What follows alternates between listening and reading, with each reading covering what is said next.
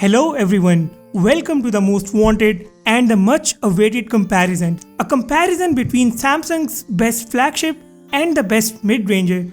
A competition between $1,300 and only $370. So, if you are new on the channel, please make sure that you have hit the subscribe button, press the bell icon and turn on the notifications. If you find this video useful at some point, do hit the like button to appreciate my efforts. First of all, let me tell you why I am making this comparison. Smartphones have become overly expensive over the past few years, and it's very important for the users to find out what value an expensive smartphone offers and how it differs from a phone that costs about 3 times less than the same. Also, the users who opt for mid-range or cheaper devices, it is very much important for them to find out the capabilities of their device. So whether you are a Galaxy Note 20 Ultra owner or a Galaxy A71 owner, you are in for a surprise. Let me first get the specs out of the way. Now here, the Note 20 Ultra is an absolute monster. It can eat up any device that comes closer. However, there are some areas where the Galaxy A71 can at least stand next to it. Note 20 Ultra's display, processor and technology is way ahead. However, the A71 has got a similar RAM of 8GB. A71's 4500 mAh battery is also equivalent to Note 20 Ultra's battery. Like the Note 20 Ultra, A71 has also got an under-display fingerprint scanner. Note 20 Ultra is built fully out of glass and in fact has the latest Gorilla Glass 7 on the front and back. A71 on the other hand is a plastic phone, and in terms of build, it is nowhere even close to the Note 20 Ultra.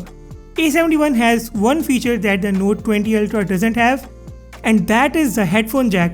As far as the screens are concerned, Note 20 Ultra's humongous 6.9 inches dynamic AMOLED curved screen is second to none at the moment. A71 on the other hand brings Samsung's own Super AMOLED Plus 6.7 inches display. Both phones have a punch hole on the front, but the Note 20 Ultra's punch hole is way too small. Note 20 Ultra's dynamic AMOLED panel has a brightness of about 1500 nits, and the A71 Super AMOLED hits 550 nits at max. So what differences do you see on the screen? How different do you find the colors and the contrast on both the screens? Note 20 Ultra's screen definitely looks more fluid, but I would like to know from you guys about the differences that you see here. Note 20 Ultra also gets Samsung's most advanced software. It's running on the One UI 2.5 out of the box, while the rest of the Samsung phones still use the One UI 2.1. A71 will definitely get the One UI 2.5, but I'm not really sure when that is going to happen. Now I have played games on both the phones, and the Exynos 990 on my Note 20 Ultra runs PUBG with smooth extreme settings, and it easily hits 60 frames per second without any hiccups. Playing games on this phone was an experience of its own kind. The A71 runs games smoothly too, but it maxes out at smooth ultra settings with a maximum frame rate of 40 frames per second. The graphics on the A70, when you compare them to the Note 20 Ultra's display, look inferior. However, as you are focusing on the A71 only, you won't really dislike the graphics. I did run a speed test between these two phones, and as you can already guess, the Note 20 Ultra won it. The phone boots up faster. Its ultrasonic fingerprint scanner is faster than you can imagine.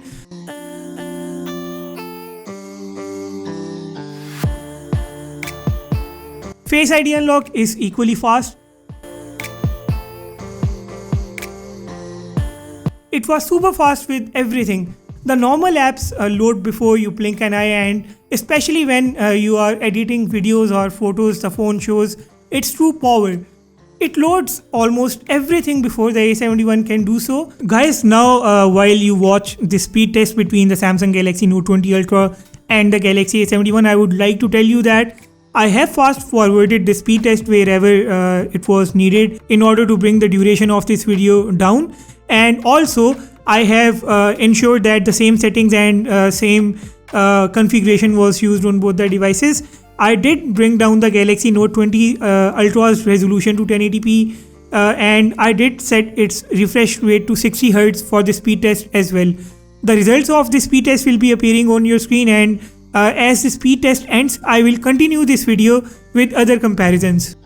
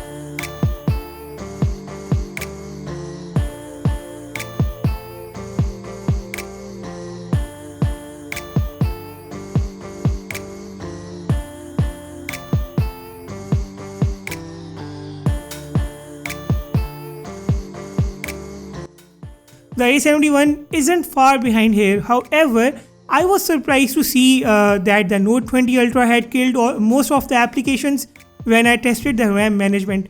A71 on the other hand had most of the apps in the RAM and reloaded them from the same place.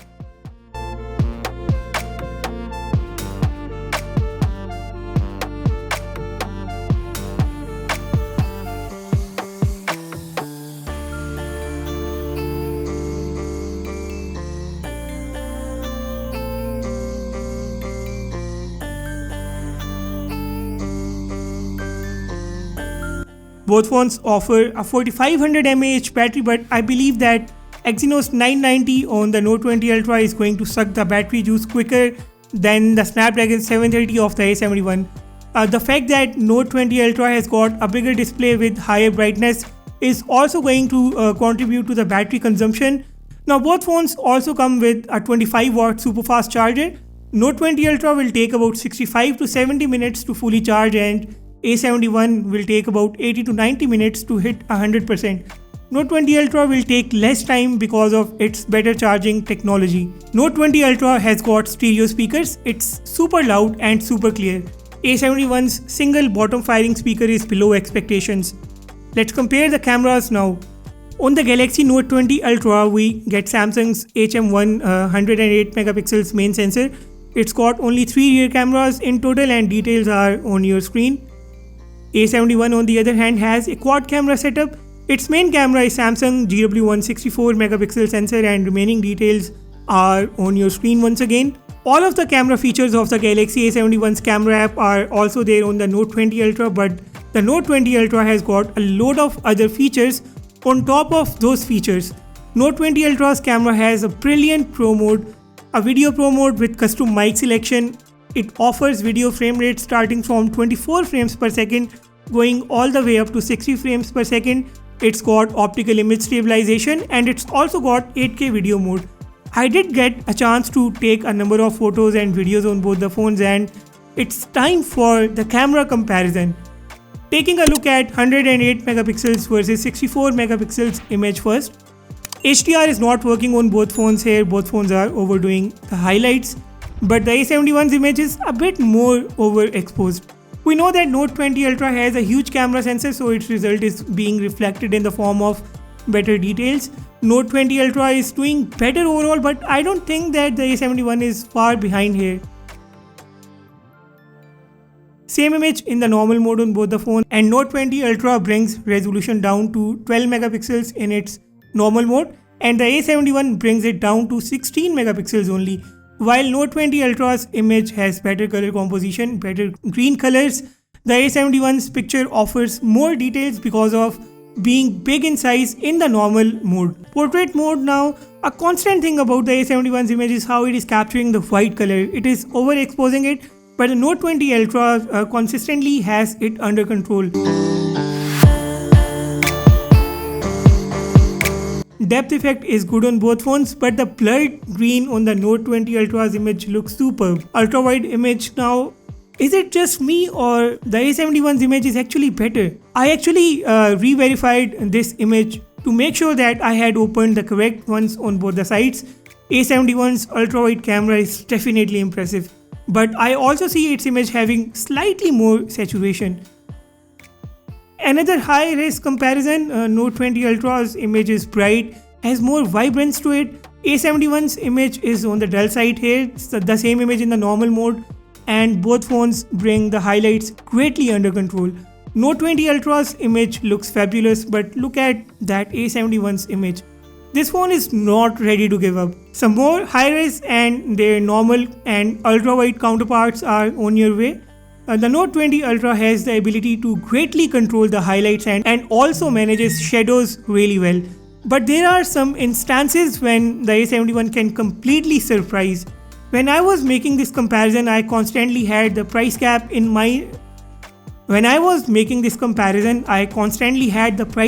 my mind, and believe me, the A71 is doing a great job.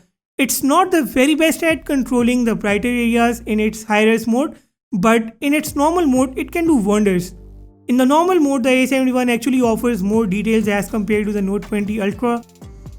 A71's ultra-wide camera is also worth appreciating. However, the Note 20 Ultra's ultra-wide camera does a much better job with the dynamic range in the images.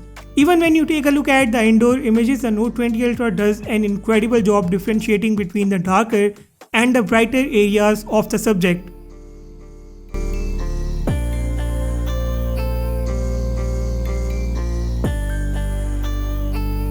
The night mode is available on both phones, but the Note 20 Ultra's camera has the ability to bring in a lot of light without the night mode turned on. The camera does a surprising job and takes better non-night mode photos than the night mode photos of other phones. Low light capabilities of the Note 20 Ultra are going to be unquestionable unless a better competitor comes out. With the night mode turned on, the A71 tries to come close to the Note 20 Ultra, but it fails there. Front camera also supports night mode, and here surprisingly the A71 is a clear winner with more light on the face and better overall picture. It might be because of that 32 megapixels lens here, and the pixel binning can really do what it is supposed to do. Whenever you will take a look at A71's 32 megapixel selfies, you will find them on the better side as far as the details are concerned. However, the skin tone is not natural, and that is where the Note 20 Ultra takes the lead. It offers immense sharpness and a very close to real life skin tone with better saturation on the face. Depth effect is good on both the phones, but the way the background blur manages the colors on the Note 20 Ultra, that is something that I really like.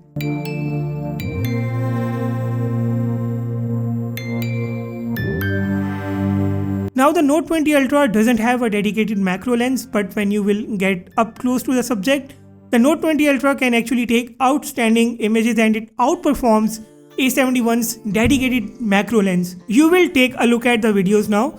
Note 20 Ultra is loaded with a number of video modes, but of course I am going to compare the ones that are available or common on both the phones. Note 20 Ultra has OIS in its 4K mode and its stability kills the need for a gimbal. With the recent update, A71 has got EIS for its 4K video mode and its stability is now acceptable. Note 20 Ultra's videos are ahead, the difference here is obvious.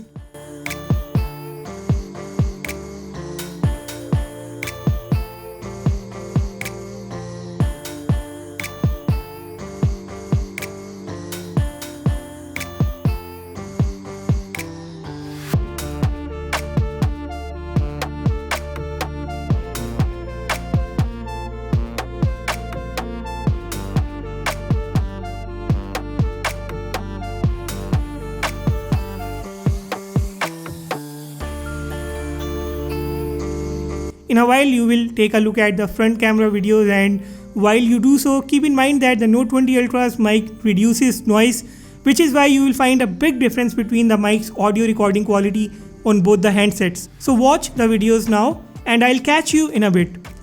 And now this is a front camera video comparison between the Note 20 Ultra and the A71 in 1080p at 30 frames per second. Guys, do remember that the Note 20 Ultra can do 4K and 1080p at 60 frames per second from its front camera as well. And as usual, now I am going to show you around.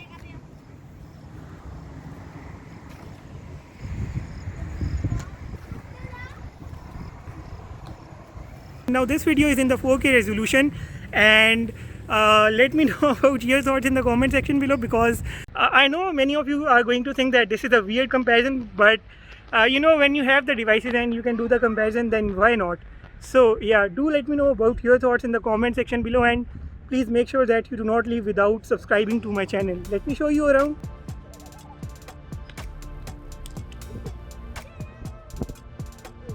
And now this comparison comes to its conclusion. Note 20 Ultra is ahead for everything, but it's got a price tag of $1,300 and that is massive. When you pay such an amount for a phone, you deserve every single cool feature as well. But on the contrary, when you look at the Galaxy A71 in comparison to the Galaxy Note 20 Ultra, you can't say that it is a bad device.